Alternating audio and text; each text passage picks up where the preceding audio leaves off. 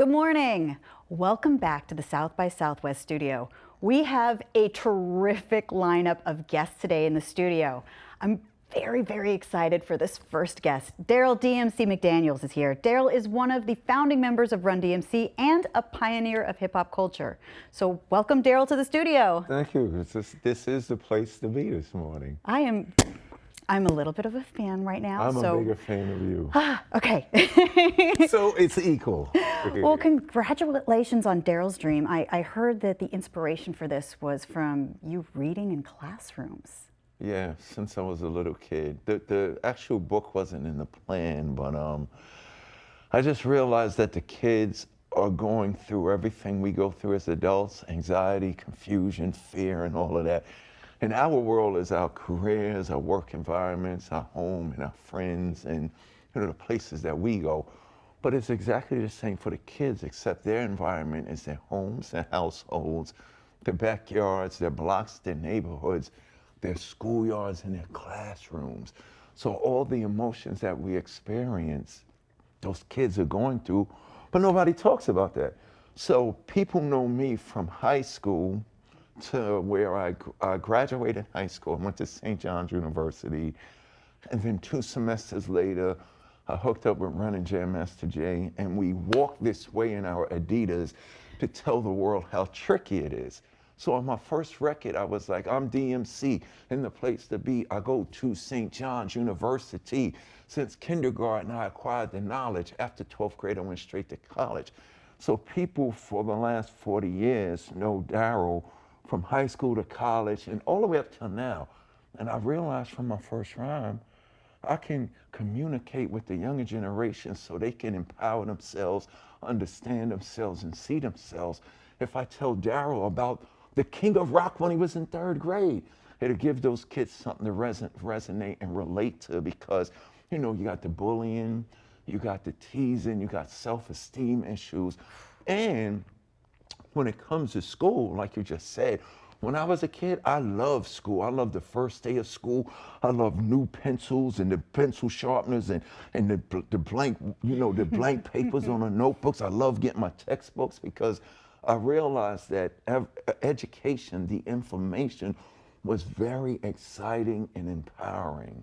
So it prepared me. All of that school, reading, writing, and arithmetic prepared me to become the mighty king of rock that people know today. So I was like, how do we talk to these kids? Every kid has a dream, and a lot of their dreams are destroyed, or a lot of kids' dreams, they're reluctant to pursue them because they're so busy looking at social media and things outside of them, thinking, man, if I'm not that, I'm worthless. But I want them to know 2 things with the Daryl Dreams book. Number 1, you're perfect just the way you are.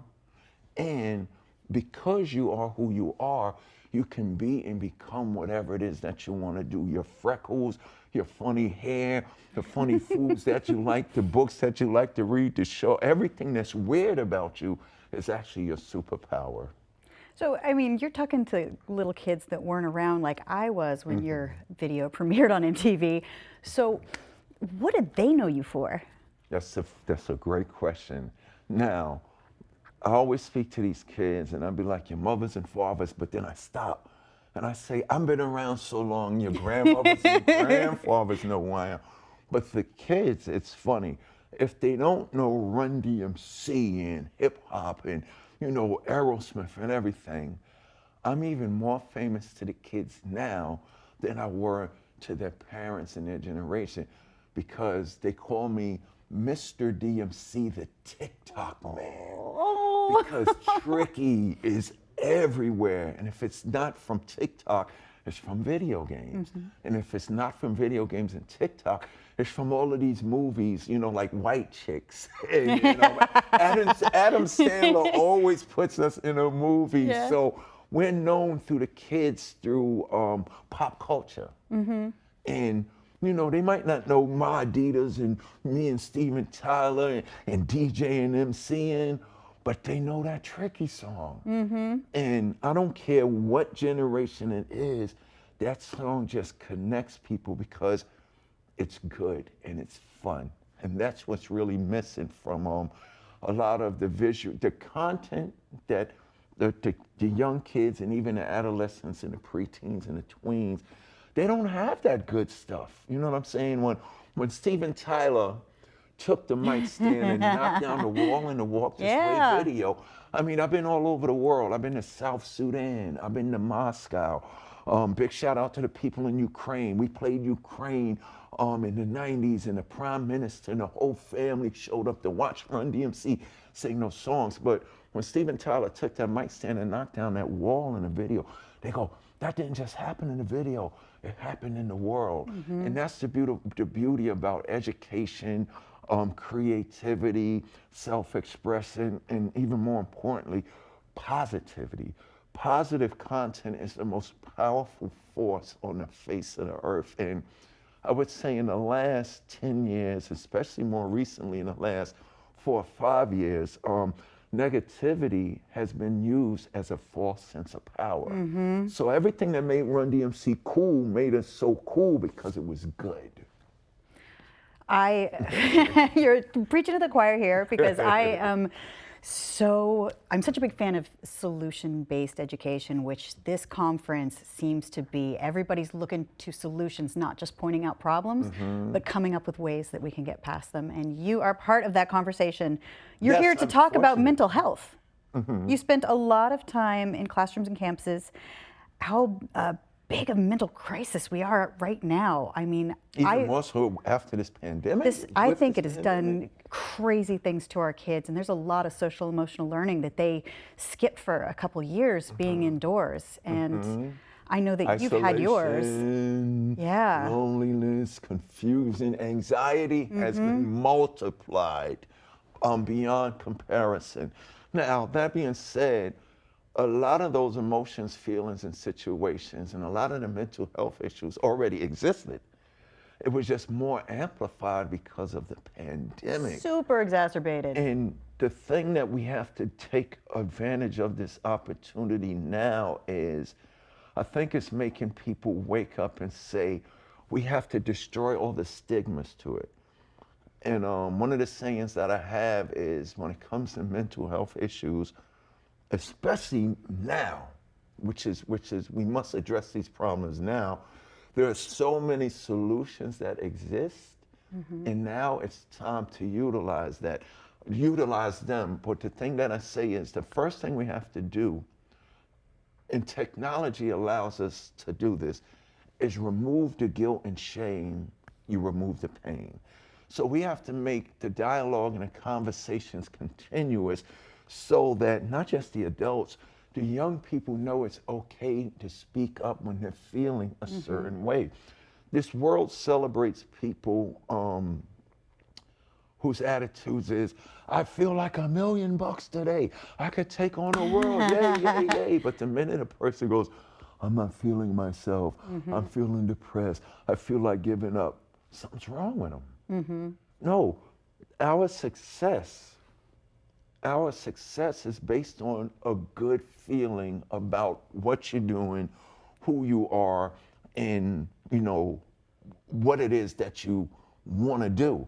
So when we don't celebrate somebody for being honest about speaking up how they feel, that's doing us a disservice to people's existence. Now, what I mean by that is, if somebody says, I feel cold, you can't tell a person sitting out in the middle of 30-degree weather, don't feel cold. Just feel warm. Yeah, you can't. You have to do something. Come inside. Here's a coat. Turn up the heat. If somebody's hot, you can't tell. If somebody's hungry, don't feel hungry. So when people feel, I'm not feeling like myself today, I'm feeling suicidal today, I'm feeling anxiety, whatever it is that they feel, and we have to, what is that feeling? So there's a who, what, where, and a why involved in that feeling. That is the opportunity for us to help them not to feel that way anymore. So for me, I was an alcoholic, suicidal, metaphysical, spiritual wreck who was depressed, thinking of killing himself, that in the midst of that, at 35 years old, I found out that I was adopted. So imagine what that did to me. And it didn't end there. After being an alcoholic, suicidal, metaphysical wreck who's about to kill himself, finding out that I'm adopted at age 35, it didn't end it because then Jam Master Jay got shot and killed. Yeah. So I was dealing with all, and people were telling me this, you're DMC, you shouldn't feel that way. Me being DMC has nothing to do, I'm a human. You know what I'm saying? I'm no different from the plumber, the UPS person, the teachers, the baker, the cook, you know what I'm saying? As a human being, you're gonna feel these emotions.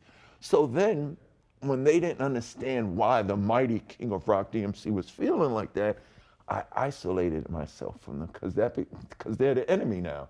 But that was the worst thing that I could do because now I'm sitting there all alone thinking I'm the only person in the world feeling like that. And that's really where the depression grabs you and crushes you and just becomes part of your whole existence. But fortunately, the first thing that happened to me was I met another person that was adopted. Oh, So right then and there it was like, oh my God, Yeah. a real live adopted person like me. So I didn't feel alone. And then it was that person who said to me, yo, you can get help. Now, and the sad thing about it was I'm DMC, but I didn't know how to go get help. I didn't know it was okay to get help. Being a hip hop black man, I didn't know if it was cool to get help.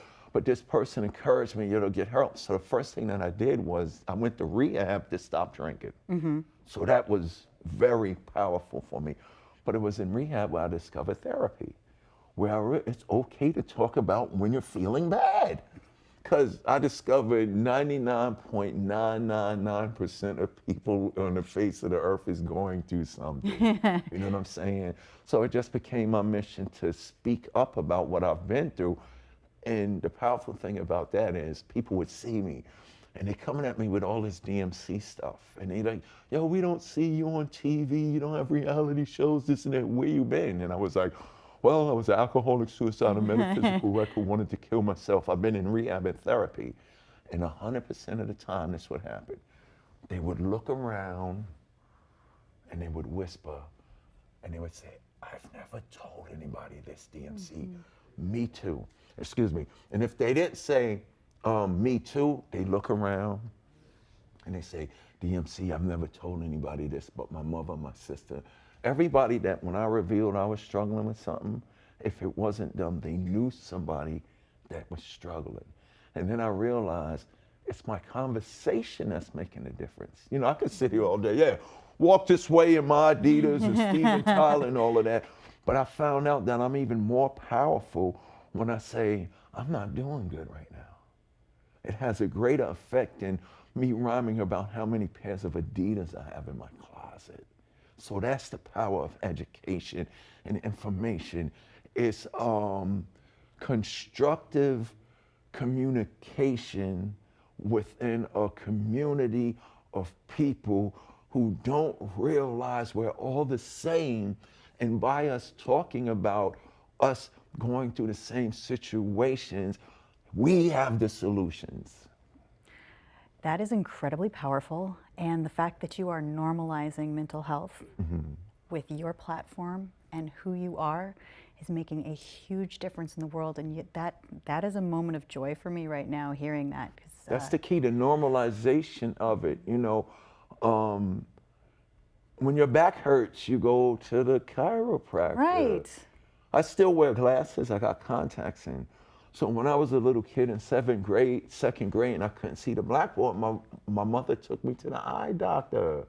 If you get an earache, you go to the ear doctor. You get a toothache, you go to the dentist.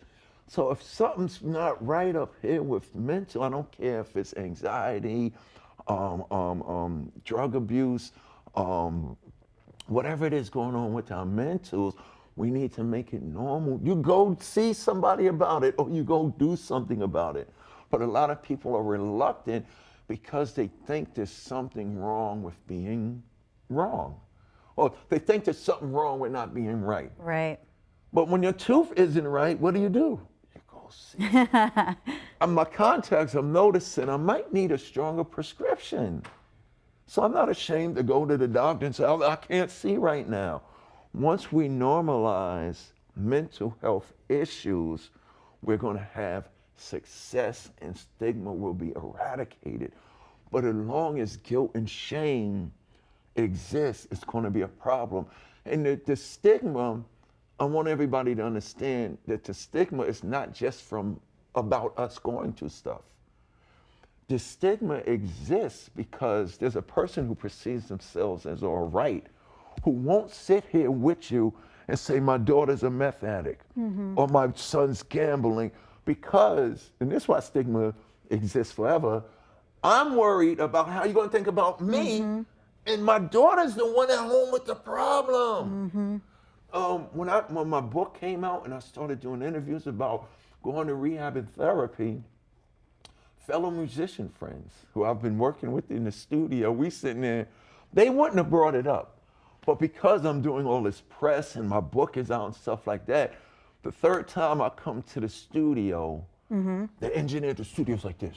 And I'm like, what did I do? Why didn't you tell me? And I'm like, what? I just saw that you have a book out and you were suicidal and you was alcoholic. And then that gave him the opportunity. He said, D, me too. I've been going through this for 12 years. But I'm at the studio session. It's the mighty, dynamic, powerful king of rock in the studio. I'm not going to bring up what I've been through because I'm worried about what DMC's going to think about me. Not realizing I'm going through the same thing that he or she is already going through. So that's the power about having dialogue and removing the guilt and shame. Power of community. We are the solutions, is what I wanted to say. We are the solutions. So what about physical health? The pandemic kept most students at home. Are we suffering from a physical fitness crisis as well? Well, that's a huge thing. Yes, the physical health is a huge part of the situation because this world tends to let us get into predicaments with our physical health instead of talking about the importance of exercising, eating right, and taking care of the mind. Physical and mental. The inside, yes, it's all connected. What manifests, what's going on inside will manifest itself externally on the outside. The mental is the energy, the plug in that will ignite the physical. So when the pandemic hit, people that were already not moving are not moving at all. At least they were moving a little bit in their daily lives. When the pandemic hit, that was even worse. I mean, I was doing a virtual Zoom with some college kids. And, I was honest. I said, when the first 3 days of the pandemic hit, I was scared to death. Because my business is audiences. I'm live performing, right? You know what I'm saying? I mean, avatars and all that digital stuff is cool, but I need the interaction of the people. Like when I answered the question when I was first here today. And one student, in the first 3 days, I was scared to death. But then a calm came over me because then I realized, I can still write, I can still rehearse, I can still practice. It doesn't have to be to sell a record or put a record out or get it on the radio. I can still do the very thing that I was doing before I got into the position to make music within the music business. Anyway, so I just started writing songs. When I would feel anxiety, I would just sit down and say, what did I do when I was 12 years old in my bedroom? Yep. Finger paint, draw, and write. Whatever it is, whatever you use your imagination. So by the third day, it was cool. I wrote all these songs, and then as the pandemic is starting to wind down, now that I can go back to the studio, I can record the songs that you've got that well of songs. Right, so what I was telling this kid, he was on the college basketball thing, routine is very good for your mental, you know what I'm saying? And it's also good to change your routine. So because of the pandemic, people were kind of forced to change their routine because you had to. But this kid was used to his practices with his teammates and the whole coaching and this film room and all of that. So all of that is gone. So he asked me, DMC, what am I supposed to do? I'm losing it. My mental is going crazy because I don't have that routine. And I was like, I can understand what you're going through because I'm going through the same thing. I can't tour, I can't go to the studio, none of that stuff. But I can still sit down and think of a song to write. I said, before you started playing basketball as a little kid on the neighborhood team, then you got on the the high school, you got on the, the JV, the varsity, then you made high school all-star, and then you made it to college. I said, what did you used to do before, you got into this whole curriculum of, collegiate athletic and high school sports? Yeah. We used to just go to play basketball in the park for fun. Do that. I said, do that. And it's funny, people seems like they have to ask for permission to do what is already normal or regular, or the very thing that you can do without having to ask the coach anything. He was like, I can go to the, Yeah. yes! And then he thought about it, yeah, but he's so busy. And that's the thing. We are so busy looking out, worried about everything out there and not focusing on what's in here. Because what's in here, you have everything necessary for you to succeed. And I feel like with the internet, everybody's so driven to the hustle that sometimes they forget that they're not brands, they're people. And you got to take care of yourself. Exactly. And the other thing that you got to understand is your story might not be written the way everybody else's is on the internet. Inspirational quotes are just inspirational quotes. Inspirational quotes ain't blueprints that's going to dictate you. I can do it the same way Ariana Grande did it. No, the only thing that we have in common with each other is the things that we do. There's people that sing, there's people that compose, there's people that start businesses. But your business might not work the way Elon Musk is. Well, let's talk about your business. Because I want to talk about, in 2006, you founded the Felix Organization. Yes, the Felix Organization. It's a nonprofit to aid the adoption and foster kids. Can you tell me about that? Because I've heard a lot. Yeah, it's all about purpose and destiny. First thing I realized was the DMC King of Rock walked us way. My Adidas thing was just a setup for what I was put here to do. But when the person that I met that was an adoptee like me was this lady named Sheila Jaffe. And she's a casting director out in Hollywood, and she's adopted just like me. So a friend of hers, an agent friend of hers, saw that she was struggling. She knew she was adopted since she was 14.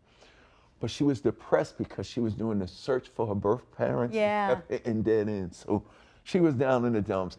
I'm down in the dumps because I just found out that I was adopted at age 35. And this friend was like, I cannot possibly think of what you're going through, but there's somebody I think you should meet. They just saw the similar situation. So me and Sheila got to meet, and we sat and we just talked about how we felt, which was beautiful.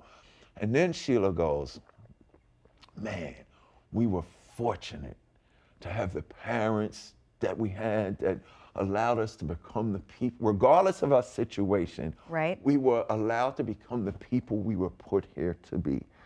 And then Sheila goes, what about all those kids in foster care that might not get adopted?